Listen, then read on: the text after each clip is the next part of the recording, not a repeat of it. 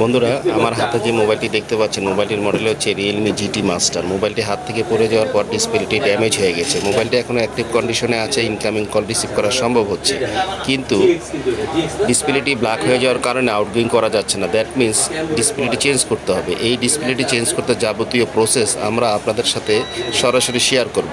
আশা করি ভিডিওর শেষ পর্যন্ত আমাদের সাথে থাকবেন এবং আমাদেরকে উৎসাহ প্রদান করবেন। ব্লোয়ার দিয়ে হালকা গরম করে আমরা ব্যাকশেলটি রিমুভ করে ফেলব। আমাদের ব্যাকশেলটি রিমুভ হয়ে গেলে আমরা সবগুলো স্ক্রু রিমুভ করব। তারপর আমরা বডিটা রিমুভ করে ফেলব। আমাদের বডিটি রিমুভ হয়ে গেছে। এখন আমরা পুরাতন ডিসপ্লেটি বডি থেকে আলাদা করে ফেলব। আমাদের পুরাতন ডিসপ্লেটি রিমুভ হয়ে গেছে, নতুন ডিসপ্লেটি এখন আমরা কিউসি করব, অর্থাৎ A to Z এই ডিসপ্লেটা আমরা চেক দেবো। আমাদের চেকে যদি ডিসপ্লেটা 100% ওকে থাকে, তখন আমরা ফাইনালি ডিসপ্লেটা লাগাবো। আমাদের ডিসপ্লেটি চেক হয়ে গেছে, ডিসপ্লেটি কিউসিতে সম্পূর্ণ ওকে পাওয়া গেছে।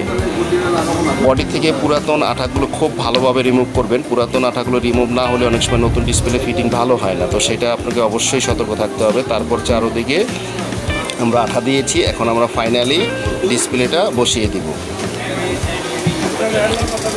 আমাদের ডিসপ্লে বসানো কমপ্লিট হয়ে গেছে। এখন আমরা সবগুলো স্ক্রু দেখে লাগাবো। অনেক সময় স্ক্রু মিসিং হয়ে যায়, সেটা সতর্ক থাকবেন যাতে স্ক্রু মিসিং না হয়। সবগুলো স্ক্রু লাগানো হয়ে গেছে। এখন আমরা ফাইনালি ব্যাকশেলটা আঠা দিয়ে লাগিয়ে নিব। আমাদের ব্যাকশেলটি লাগানো হয়ে গেছে। যারা মোবাইল হসপিটালে সার্ভিস নিতে চান, সকাল 10টা থেকে রাত 8টা পর্যন্ত মোবাইল হসপিটাল খোলা থাকে। এছাড়াও ফোন অথবা মেসেজের মাধ্যমে আমাদের সাথে সরাসরি যোগাযোগ করতে পারেন। Thanks for watching this video.